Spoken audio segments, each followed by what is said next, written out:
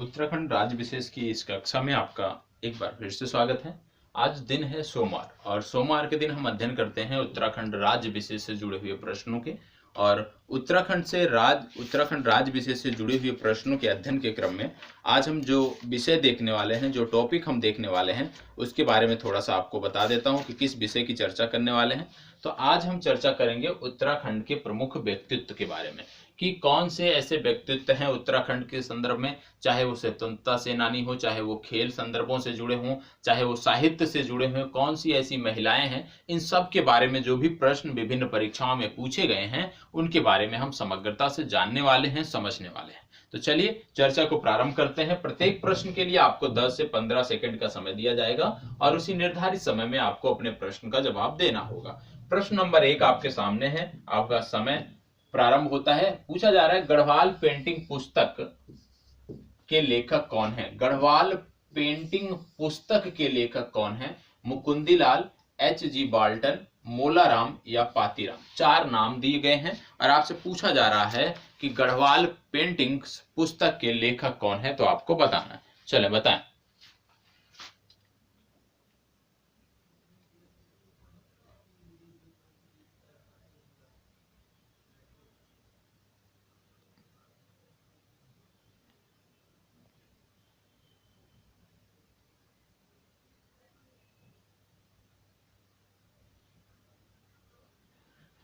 चले जवाब दीजिएगा।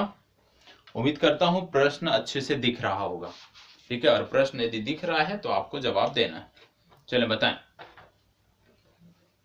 जवाब दीजिएगा। समय आपका प्रारंभ होता है अब। चले, गढ़वाल पेंटिंग्स पुस्तक के लेखक कौन है आपको बताना है। यहाँ पे बोला जा रहा है गढ़वाल पेंटिंग पुस्तक। आपको बता दें गढ़वाल पेंटिंग पुस्तक के जो लेखक हैं वो है मुकुंदीलाल। ठीक है, मुकुंदीलाल ने गढ़वाल पेंटिंग पुस्तक लिखी थी। अब इसमें पूछा जा रहा है गढ़वाल पेंटिंग, तो आपको बता दें गढ़वाल की एक चित्रकारी है जो काफी प्रसिद्ध है, जिसको बोलते हैं गढ़वाल चित्रकारी शैली। इसके बारे में भी देख लेते हैं। गढ़वाल चित्रकारी शैली, और जो गढ़वाल चित्रकारी शैली है ये भी काफी प्रसिद्ध है। कई बार यहां से संदर्भित प्रश्न आपकी परीक्षाओं में पूछे जाते हैं। अब गढ़वाल चित्रकारी शैली की बात हो रही है तो आपको पता होगा कि गढ़वाल चित्रकारी शैली इस क्षेत्र की प्रमुख शैली है। इसका जो इतिहास है वो औरंगजेब के शासनकाल से प्रारंभ होता है। कहां से प्रारंभ होता है? औरंगजेब के शासनकाल से प्रारंभ होता है। तो ये आपको पता होना चाहिए कि गढ़वाल जो चित्रकारी शैली है ये काफी प्रसिद्ध शैली है और इसका जो इतिहास है वो औरंगजेब के शासनकाल से प्रारंभ होता है। इतनी जानकारी आपको इस प्रश्न से होनी चाहिए। और आपको यह भी पता होना चाहिए गढ़वाल के बारे में कि गढ़वाल नरेश एक हुआ करते थे जिनका नाम था पृथ्वीपति शाह। क्या नाम था? गढ़वाल नरेश पृथ्वीपति शाह। इनकी चर्चा हम क्यों कर रहे हैं? क्योंकि पृथ्वीपति शाह ने एक व्यक्ति को, आप कह सकते हैं कि जगह दी थी एक शासक को जिसका नाम था सुलेमान सिको। सुलेमान सिको को जो है जो औरंगजेब था इसके द्वारा खोजा जा रहा था, तो संरक्षण दिया था सुलेमान सिको को अपने राज्य में, जिनका नाम है पृथ्वीपति शाह। तो ये भी आपसे पूछा जा सकता है कि गढ़वाल के किस शासक ने सुलेमान सिको को अपने यहाँ पर, आप कह सकते हैं कि अपने यहाँ पर संरक्षण दिया। तो ये आपको पता होना चाहिए।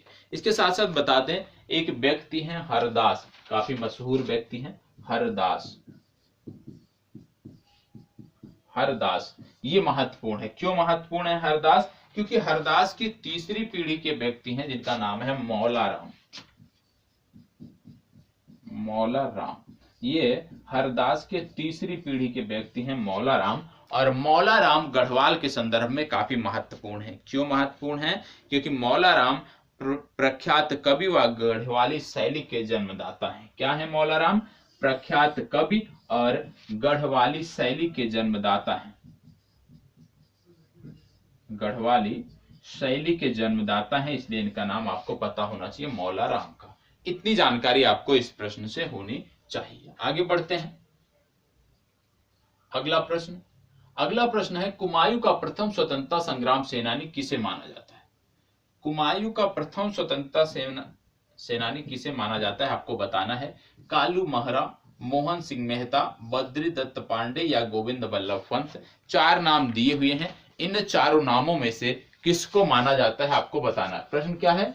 कुमायूं का प्रथम स्वतंत्रता संग्राम सेनानी, तो बताएं कुमायूं का प्रथम स्वतंत्रता संग्राम सेनानी कौन सा है, आपको बता दें। जो भी व्यक्ति हैं इनका जन्म जो है चंपावत जिले में हुआ है, और चंपावत जिले में इनका जन्म हुआ था, ये आपको पहली बात पता होना चाहिए, पूछा जा सकता है इनके बारे में। चंपावत जिले में इनका जन्म हुआ था। तो कौन से हैं? चलिए समय आपका प्रारंभ होता है, जवाब दीजिए। इनमें से कौन से व्यक्ति हैं आपको बताना है। चलिए आपको बता दें कि इनमें से जो व्यक्ति हैं उनका नाम है कालू महरा।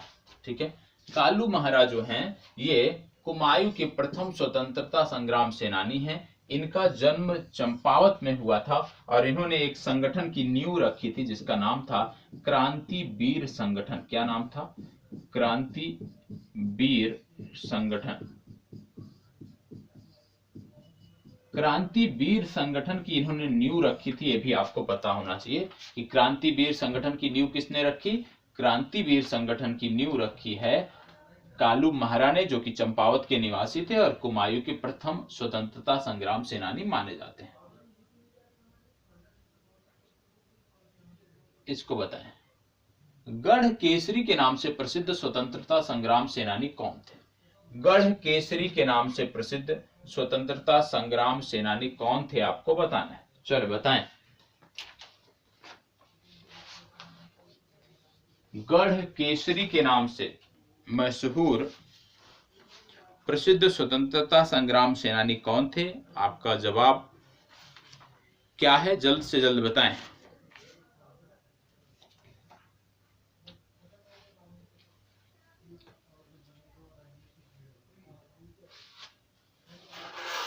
चलिए जवाब दीजिएगा।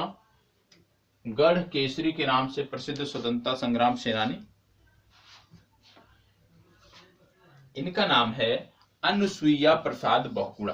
ठीक है, अनुसुईया प्रसाद बहुगुणा सी विकल्प आपका सही उत्तर है।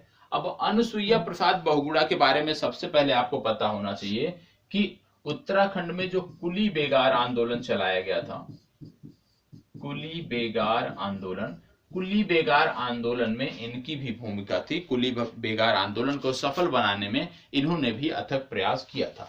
इसके साथ साथ आपको बता दें, वर्ष 1919 में अमृतसर में कांग्रेस का अधिवेशन हुआ था और इस कांग्रेस के अधिवेशन में बैरिस्टर मुकुंदी लाल की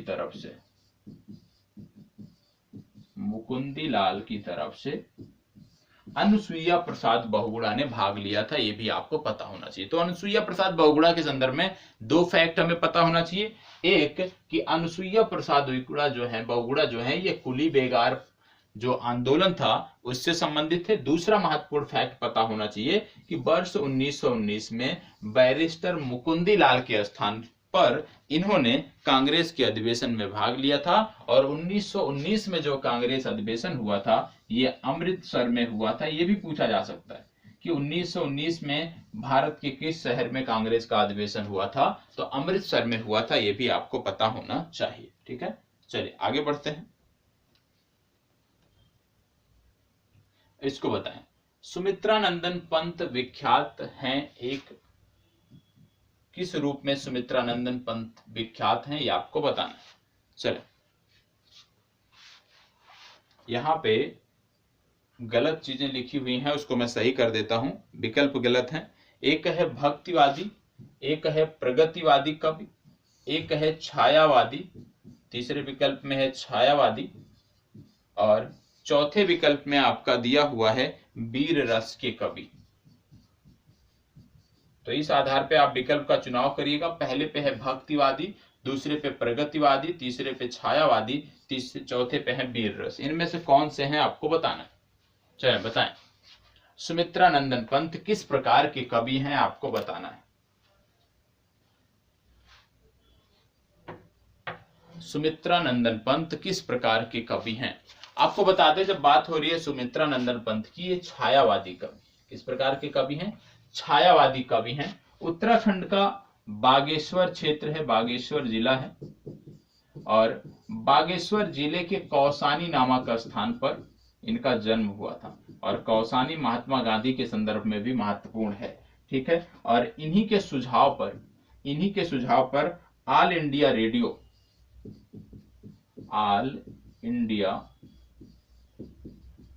ये भी महत्वपूर्ण फैक्ट है, पता होना चाहिए।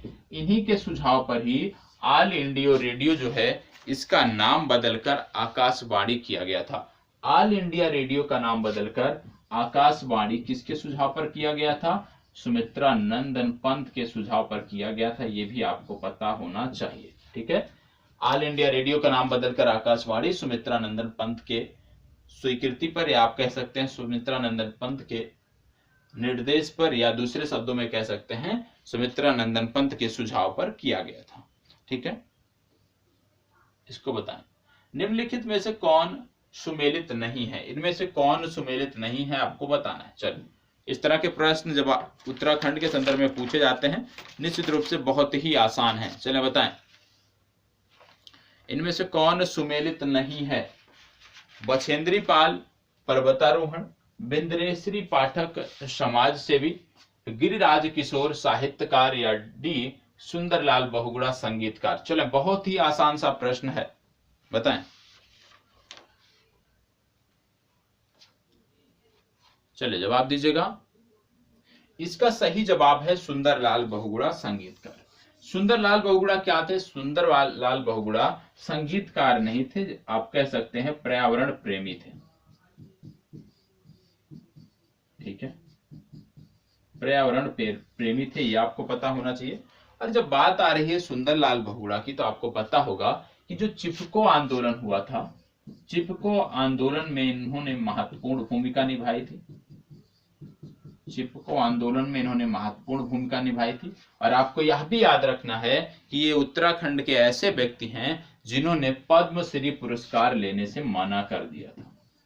पद्मश्री पुरस्कार इनको दिया जा रहा था और इन्होंने इनकार कर दिया था।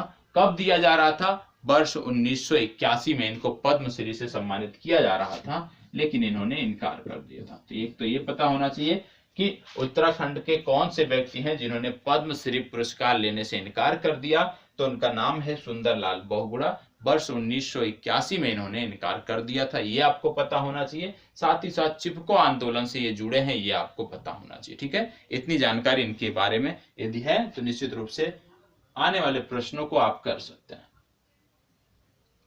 वृक्ष मानव के नाम से उत्तराखंड में कौन प्रसिद्ध है? चले बताएं, वृक्ष मानव के नाम से उत्तराखंड में कौन प्रसिद्ध है? गोविंद बल्लभ पंत, चंडी प्रसाद भट्ट, सुंदरलाल बहुगुणा, या विश्वेश्वर दत्त सकलानी। इनमें से कौन से हैं जो वृक्ष मानव के रूप में, वृक्ष मानव के नाम से उत्तराखंड में जाने जाते हैं? चलिए बताएं, वृक्ष मानव के नाम से इनमें से कौन जाना जाता है, आपको बताना है।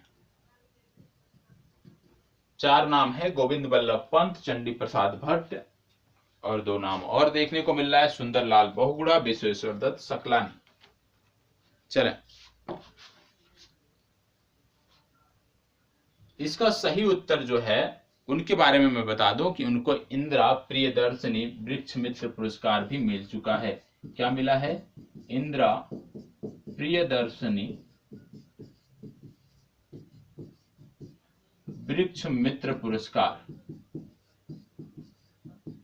इंदिरा प्रियदर्शनी वृक्ष मित्र पुरस्कार मिल चुका है। और इंदिरा प्रियदर्शनी वृक्ष मित्र पुरस्कार जो मिला है, ये मिला है विश्वेश्वर दत्त सकलानी को।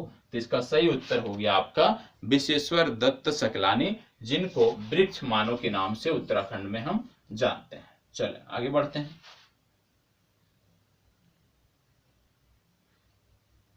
उत्तराखंड का गांधी किसे कहा जाता है? उत्तराखंड का गांधी किसे कहा जाता है, आपको बताना है।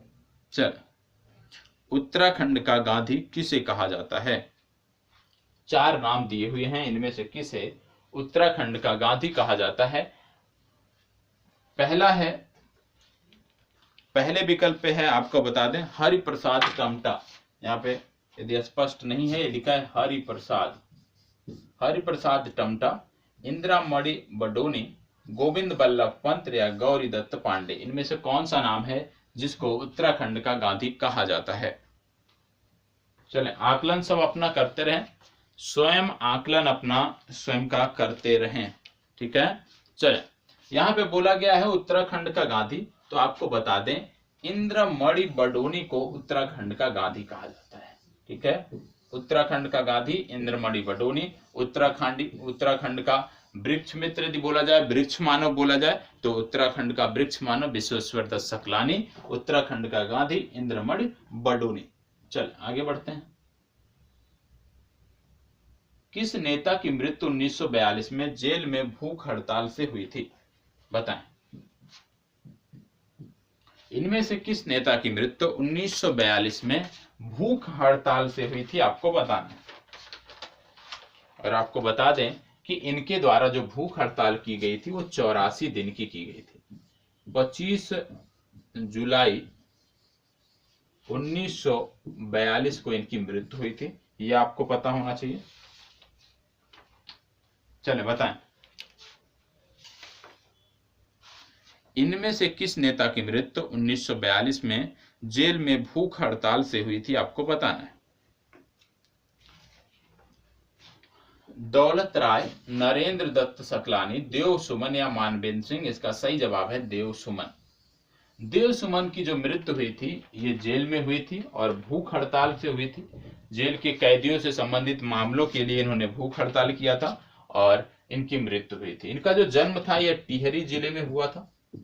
टिहरी जिले के निवासी हैं, ठीक है, ये आपको पता होना चाहिए। तो देव सुमन याद रखिएगा, देव सुमन की जो मृत्यु है वो जेल में हुई थी। चारण नाम से जाने जाते हैं कौन? किसको चारण नाम से जाना जाता है? आपको बताना। उत्तराखंड में चारण नाम से बद्रीदत्त पांडे, हरिकृष्ण मुकुंदी लाल या शिव प्रसाद डबराल, किसको चारण नाम से जाना जाता है? चलो बताएं, चारण नाम से किसे जाना जाता है उत्तराखंड में? जवाब दीजिए। चारण नाम से किसे जाना जाता है?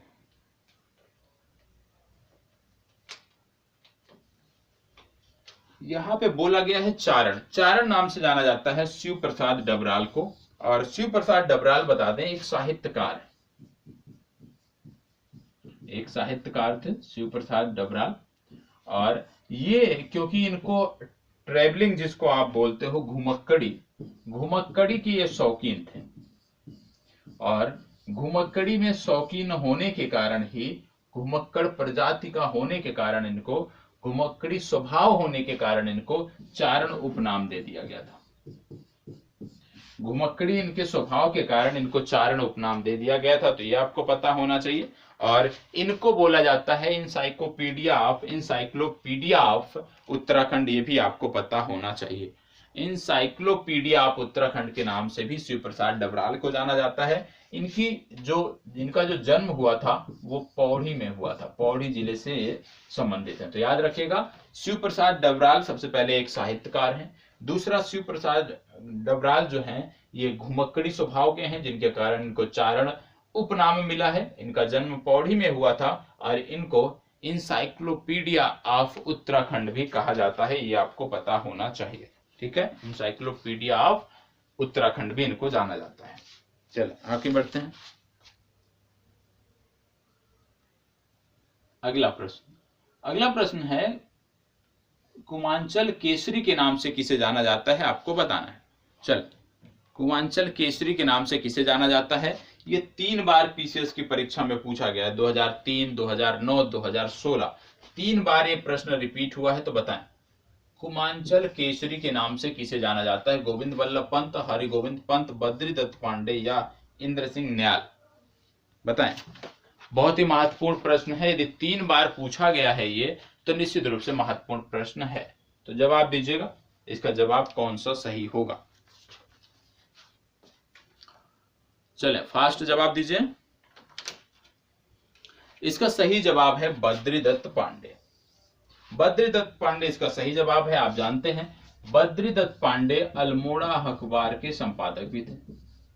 अल्मोड़ा अखबार इसके संपादक रह चुके हैं। इसके साथ साथ शक्ति साप्ताहिक नामक भी पत्रिका इन्होंने निकाली थी। शक्ति नामक साप्ताहिक पत्रिका भी इन्होंने निकाली थी, ये भी आपको पता होना चाहिए। और तीसरी बात आपको बता दें कि कुली बेगार आंदोलन से ये जुड़े हुए थे।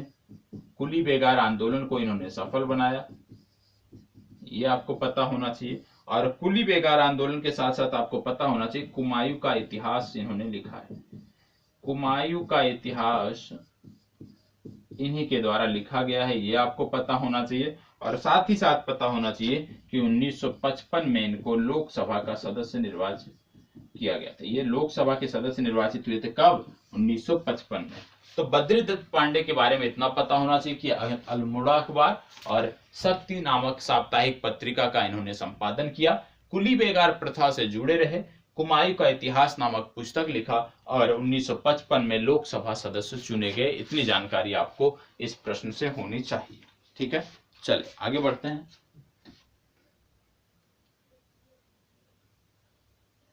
बद्रीदत्त पांडे थे, चले बताएं, बद्रीदत्त पांडे थे।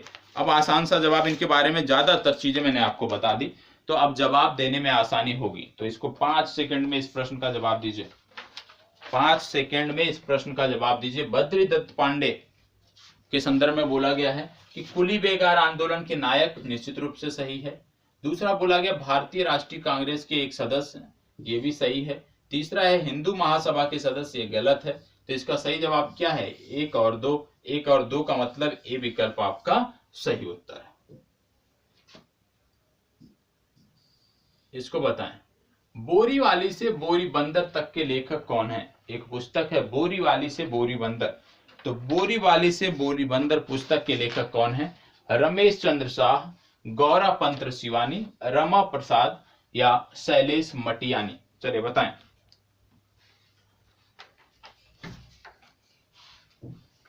चलिए जवाब दीजिएगा, इसका सही जवाब कौन सा है?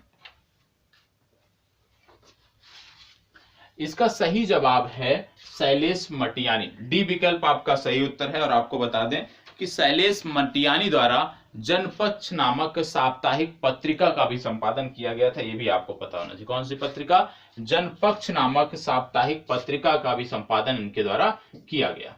इसको बताएं, अंग्रेजी के लिए प्रसिद्ध बाल साहित्यकार रस्किन बॉन्ड जो कि मसूरी में रहते हैं, इनकी प्रथम रचना क्या है? चलिए बताएं, इनकी प्रथम रचना क्या है, आपको बताना है। और आपको बता दें, अंग्रेजी में लिखने वाले ये देश के सबसे बड़े बाल साहित्यकार हैं, ये भी आपको पता होना चाहिए। अंग्रेजी में लिखने वाले देश के सबसे बड़े बाल साहित्यकार हैं। कसौली स्थान पड़ता है हिमाचल प्रदेश में, जहां पर इनका जन्म हुआ, लेकिन इनकी कार्यस्थली यदि कह लीजिए तो मसूरी है। ठीक है, तो इनकी प्रथम रचना पूछी जा रही है, तो इनकी प्रथम रचना है room of the roof. Room of the roof ये इनकी प्रथम रचना है। इनके बारे में याद रखिएगा कि विश्व के वैश्विक लेवल पर ये अपना कीर्तिमान बना चुके हैं और देश के सबसे बड़े बाल साहित्यकार हैं जो अंग्रेजी भाषा से संदर्भित हैं। ठीक है, चले आगे बढ़ते हैं। इसको बताएं, साहित्य का ज्ञानपीठ पुरस्कार पाने वाले राज्य के एकमात्र व्यक्ति कौन है? राज्य के एकमात्र व्यक्ति कौन है जिनको साहित्य का जो है ये पुरस्कार, महत्वपूर्ण पुरस्कार मिल चुका है? बताएं, ज्ञानपीठ पुरस्कार पाने वाले व्यक्ति कौन से हैं? 4 नाम है, लीलाधर जोगुड़ी, बीरेन डंगवाल, सुमित्रा नंदन पंत या इला चंद्र जोशी। इनमें से कौन से हैं आपको बताना है। चलें फास्ट जवाब दीजिएगा। इसका सही जवाब है सुमित्रा नंदन पंत। बहुत अच्छा, इसको बताएं, भारत रत्न पाने वाले उत्तराखंड के एकमात्र व्यक्ति कौन है? भारत रत्न पाने वाले उत्तराखंड के एकमात्र व्यक्ति कौन है? फास्ट जवाब दीजिए। अब 10 सेकेंड से ज्यादा समय नहीं दूंगा, बताएं। भारत रत्न पाने वाले उत्तराखंड के एकमात्र व्यक्ति कौन है? भारत रत्न पाने वाले उत्तराखंड के एकमात्र व्यक्ति कौन है? गोविंद बल्लभ पंत, जन बीसी जोशी, भीमसेन जोशी या HN बहुगुणा?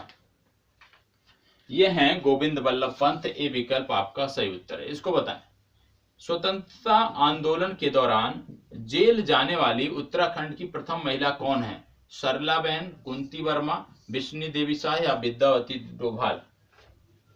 बताएं। स्वतंत्रता आंदोलन के समय जेल जाने वाली उत्तराखंड की पहली महिला? बताएं।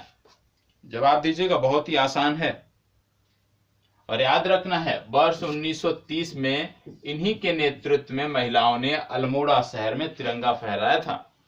तो इनका नाम है बिश्नी देवी शाह। सी विकल्प आपका सही उत्तर है। चलें आगे बढ़ते हैं। इसको बताएं, कुमायूं की लक्ष्मीबाई किसे कहा जाता है? कुमायूं की लक्ष्मीबाई के नाम से किसे जाना जाता है आपको बताना है। कुमायूं की लक्ष्मीबाई, कुमायूं की लक्ष्मीबाई, इनके बारे में बता दें। खैरागढ़ के जो कर्तव्य सम्राट थे प्रीतम देव की ये पत्नी थी। तो ये आपको पता होना चाहिए पहला फैक्ट कि ये प्रीतम देव की पत्नी थी और कर्तव्य शासक प्रीतम देव की पत्नी थी। दूसरा, इनका जो उपनाम है वो भी आपको पता होना चाहिए। इनका उपनाम है पिंगला, इनका उपनाम है पिंगला, ये भी आपको पता होना चाहिए। तो इनमें से कौन है? कर्णावती, जिया रानी, कमलेंद्रमती शाह या बिश्नी देवी शाह? इसका सही उत्तर है जिया रानी। बी विकल्प आपका सही उत्तर है, ये आपको पता होना चाहिए। ठीक है। और इनको कुमायूं की न्याय की देवी भी कहा जाता है। न्याय की देवी क्या कहा जाता है? कुमायूं की न्याय की देवी के नाम से मशहूर है जिया रानी। ये नाम आपको पता होना चाहिए। चलिए इसको बताएं। निम्न में से किसका संबंध कला से नहीं है? इनमें से कौन से हैं जिनका संबंध कला से नहीं है आपको बताना है। मौलाराम, भैरव दत्त जोशी, अनूप शाह या देवी दत्त पंत? चले बताएं, इनमें से कौन से हैं जिनका संबंध कला से नहीं है? चार नाम दिए हुए हैं, इन चारों नामों में से आपको चुनाव करना है। चले फास्ट जवाब दीजिएगा।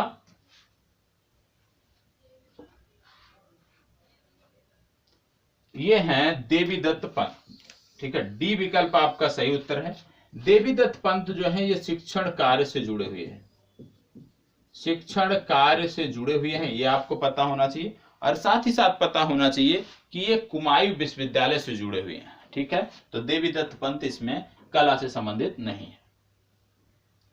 इसको बताएं, रणवीर सिंह बिष्ट का संबंध है किससे?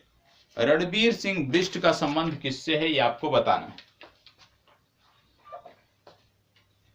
और आपको बता दें, लखनऊ के आर्ट कॉलेज में प्राचार्य नियुक्त होने वाले भारत के पहले व्यक्ति हैं, ये आपको पता होना चाहिए। लखनऊ के आर्ट कॉलेज में प्राचार्य नियुक्त होने वाले भारत के पहले व्यक्ति हैं, ये भी आपको पता होना चाहिए। तो बताएं, रणवीर सिंह बिष्ट का संबंध किससे है? रणवीर सिंह बिष्ट का संबंध किससे है आपको बताना है। चलो जवाब दीजिएगा। इनका संबंध है चित्रकला। ठीक है, इनका संबंध किससे है? चित्रकला से है, ये आपको पता होना चाहिए। इसको बताएं, भारत की ही नहीं बल्कि विश्व की पहली मेजर जनरल है कौन? भारत की ही नहीं बल्कि विश्व की पहली मेजर जनरल कौन है, ये आपको बताना है।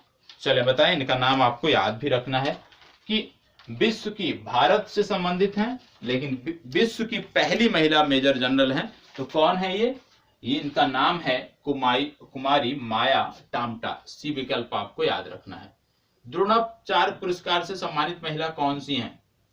द्रोणाचार्य पुरस्कार से सम्मानित महिला कौन सी हैं? बताएं, जल्दी बताएं। द्रोणाचार्य पुरस्कार से सम्मानित महिला इनमें से कौन सी हैं? इनका सही उत्तर है हंसा मनराज। बी विकल्प आपका सही उत्तर है। ठीक है, चले आगे बढ़ते हैं। इसको बताएं, गढ़ केसरी के नाम से कौन प्रसिद्ध है? किसे गढ़ केसरी के नाम से जाना जाता है आपको बताना है। और अभी आपने पूर्व में पढ़ा था कि गढ़ केसरी मतलब अनुसुईया प्रसाद बहुगुणा। सी विकल्प आपका सही उत्तर है। तो कुछ प्रश्न अब आपको रट जाने चाहिए जो बहुत बार पूछे गए। इसमें बताओ, किसने कहा था कि यदि हमें मारना ही है तो अपने सिद्धांतों और विश्वास की सार्वजनिक घोषणा करते हुए मरना श्रेयस्कर है? ये किसने कहा था बताएं। ये उस व्यक्ति ने कहा था जिसकी मृत्यु जेल में हुई थी, 84 दिनों के भूख हड़ताल के बाद जेल में हुई थी। इनका नाम था श्रीदेव सुमन। तो बी विकल्प आपका सही उत्तर है। इसको बताएं, निम्नलिखित में से किसको उत्तराखंड में गांधीवादी आंदोलन शुरू करने का श्रेय जाता है? गांधीवादी आंदोलन को शुरू करने का श्रेय किसको जाता है आपको बताना है। चले बताएं। गांधीवादी आंदोलन शुरू करने का श्रेय किसको जाता है? जवाब दीजिएगा। ये है प्रयाग दत्त पंत। प्रयाग दत्त पंत जो है सबसे पहले वर्ष 1921 में गांधी जी के असहयोग आंदोलन से जुड़े थे और वहां से प्रभावित होकर इन्होंने उत्तराखंड की धरती पर आंदोलन प्रारंभ किया और उत्तराखंड की धरती पर आंदोलन प्रारंभ करने का जो श्रेय जाता है वो इन्हीं को जाता है, प्रयाग दत्त पंत को। इसको बताएं, किसे उत्तराखंड का गांधी कहा जाता है? उत्तराखंड का गांधी किसे कहा जाता है आपको बताना है। चलो बताएं, उत्तराखंड का गांधी किसे कहा जाता है? उत्तराखंड का गांधी किसे कहा जाता है? उत्तराखंड का गांधी कहा जाता है इंद्रमणि बडोनी को। इसको बताएं, निम्नलिखित में से कौन सुमेलित नहीं है?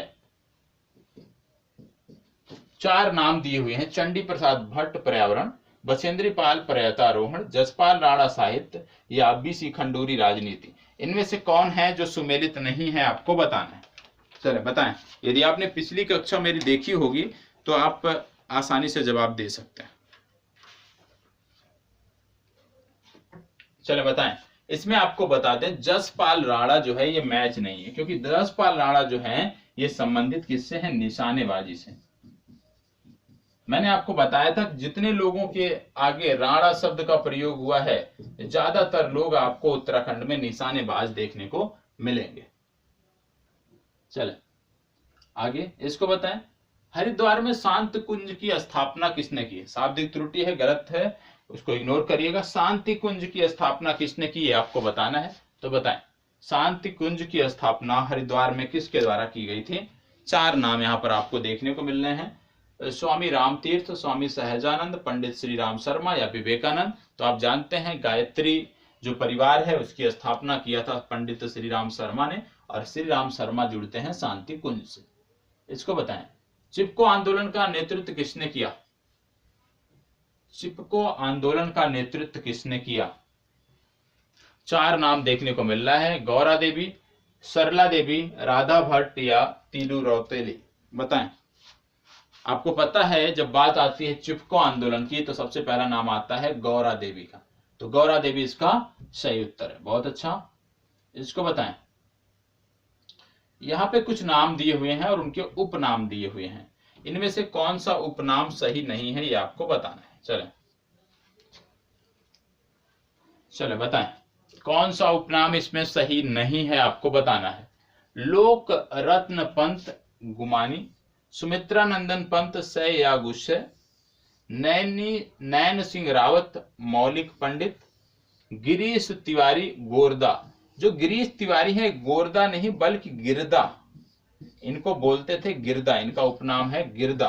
तो गोरदा गलत है, गिरदा सही उत्तर है। डी विकल्प आपका इस प्रश्न के लिए सही उत्तर है। और आपको बता दें इनके द्वारा उत्तराखंड का काव्य, नगाड़े खामोश हैं, धनुष यज्ञ, ये सारी पुस्तकें लिखी गई हैं।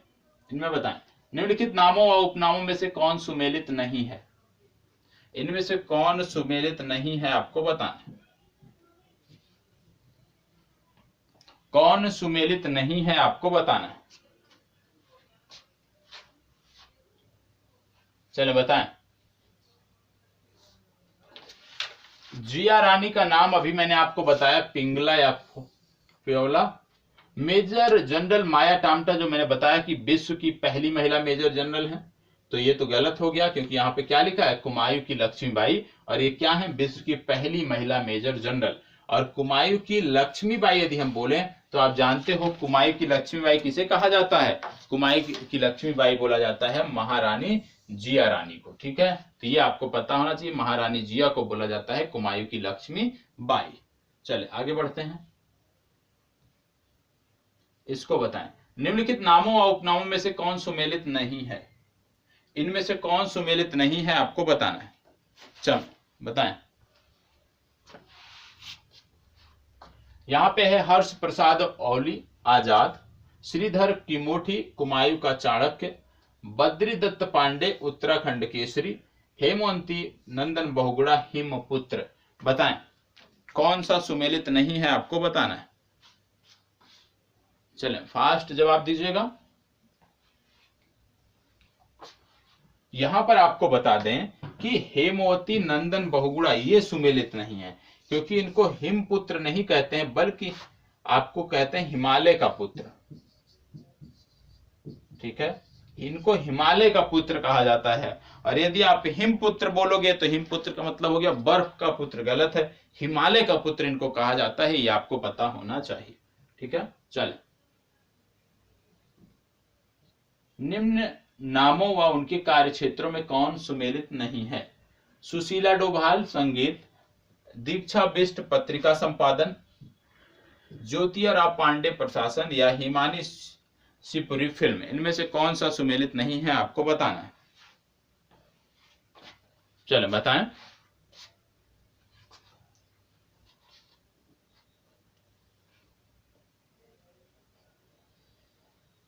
यहां पे आपको बता दें सुशीला डोभाल जो है ये संगीत से नहीं है, बल्कि ये शिक्षा से हैं। उत्तराखंड की पहली महिला कुलपति हैं, ये भी आपको पता होना चाहिए। उत्तराखंड की पहली महिला कुलपति हैं कौन? सुशीला डोभाल, ये आपको पता होना चाहिए। ठीक है, चलिए आगे बढ़ते हैं। इसको बताएं, निम्न नामों व उनके कार्य क्षेत्रों में कौन सुमेलित नहीं है? नीलांबर पंत, खड्ग सिंह वाल्दिया, आदित्य नारायण पुरोहित, या देवीदंत पंत। बताएं। चले बताएं।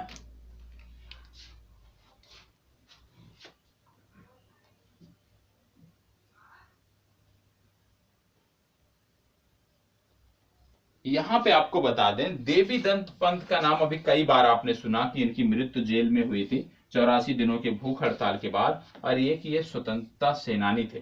तो देवीदंत पंत जो है ये डी विकल्प सही उत्तर है, क्योंकि ये औषध विज्ञान से संदर्भित नहीं है, बल्कि एक स्वतंत्रता सेनानी है। इसको बताएं, निम्न नामों व उनके कार्य क्षेत्रों में कौन सुमेलित नहीं है? यहां भी कुछ नाम आपको दिए हुए हैं और आपसे पूछा जा रहा है, बताएं।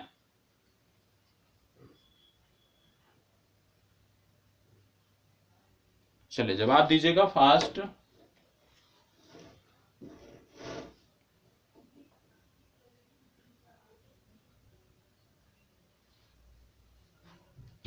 चलिए बताएं। यहां पे आपका है विद्यावती डोभाल। ये फिल्म से संबंधित नहीं है, बल्कि विद्यावती डोभाल जो है ये गढ़वाल की पहली महिला लेखिका, कवयित्री और समाज सेविका हैं। क्या हैं? गढ़वाल की पहली महिला कवयित्री, साहित्यकार और समाज सेविका हैं। फिल्म से संबंधित नहीं है, तो इसका सही उत्तर है विद्यावती डोभाल। चलें आगे बढ़ते हैं। निम्न में से कौन सा ढोल सागर के ज्ञाता के रूप में जाने जाते हैं? ढोल सागर के ज्ञाता के रूप में कौन जाने जाते हैं? इनको ढोल वादन में राष्ट्रपति पुरस्कार भी मिल चुका है। तो इनमें से कौन से व्यक्ति हैं जो ढोल सागर के ज्ञाता के रूप में जाने जाते हैं और जिनको ढोल वादन में राष्ट्रपति पुरस्कार मिल चुका है? नाम आपको बताना है। 4 नाम यहाँ पे हैं, उत्तम दास, केशव दास अनुरागी, और यशोधर मठपाल और चंद्र सिंह राही। चले बताएं। इसका सही जवाब है उत्तम दास। उत्तम दास को उत्तराखंड में ढोल सागर के ज्ञाता के रूप में जाना जाता है। इसको बताएं, निम्न में से किसके प्रयासों से 1977 में टिहरी के अंजलि में श्री भुवनेश्वरी महिला आश्रम की स्थापना की गई थी? ये आपको बताना है।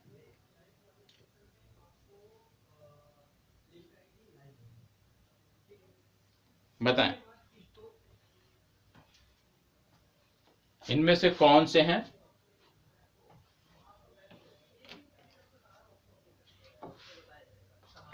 आपको बता दें इसमें है स्वामी मन्यथन।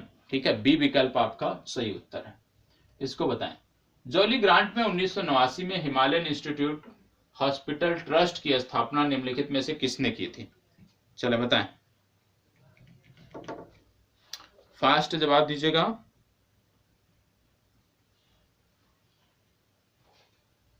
यहां पे आपसे पूछा जा रहा है कि हिमालयन इंस्टीट्यूट हॉस्पिटल ट्रस्ट की स्थापना किसके द्वारा की गई थी?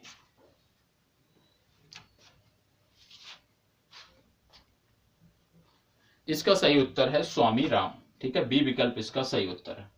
इसको बताएं, राज्य के दलितों को शिल्पकार नाम देने में निम्न में से किसने अग्रणी भूमिका निभाई थी? बताएं, दलितों को शिल्पकार नाम देने में किसने अग्रणी भूमिका निभाई थी? बहुत ही महत्वपूर्ण प्रश्न है, कई बार पूछा गया है।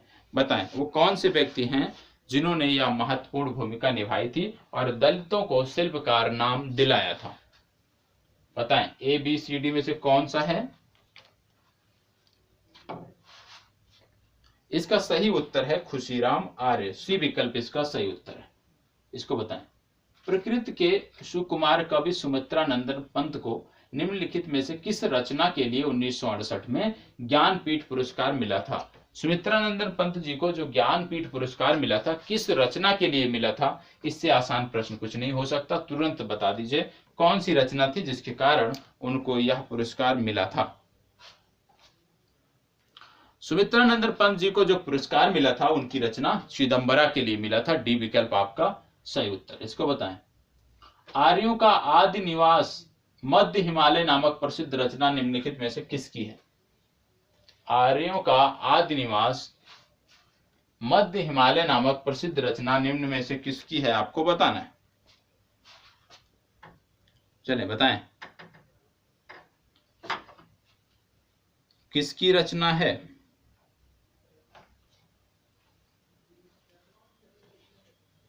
चलें फास्ट जवाब दीजिएगा। ये रचना है भजन सिंह की, ए विकल्प आपका इस प्रश्न के लिए सही उत्तर है। और आज के लिए जो प्रश्न थे वो सेशन यहीं पर समाप्त होता है। और कल जो हम अध्ययन करने वाले हैं, विशेष रूप से कल जिनके प्रश्न हम देखने वाले हैं, आप खुद से भी तैयारी कर सकते हैं, वो हम देखेंगे उत्तराखंड के महत्वपूर्ण संगठन, महत्वपूर्ण संस्थान और महत्वपूर्ण संग्रहालयों के बारे में किस प्रकार से प्रश्न उत्तराखंड राज्य विशेष की परीक्षाओं में या जो भी उत्तराखंड से संबंधित परीक्षाएं हैं उनमें पूछी गई हैं, उसके बारे में हम चर्चा करेंगे। तो आज की जो चर्चा थी उसकी यहीं पर समाप्ति होती है और उम्मीद करता हूं कि आप सब जितने भी प्रश्न देखे हैं उसके कितने जवाब आपके सही हो रहे हैं वो आप कमेंट बॉक्स में हमें अवश्य बताएंगे। ठीक है, चलिए यहीं पर अपनी चर्चा को विराम देते हैं। धन्यवाद।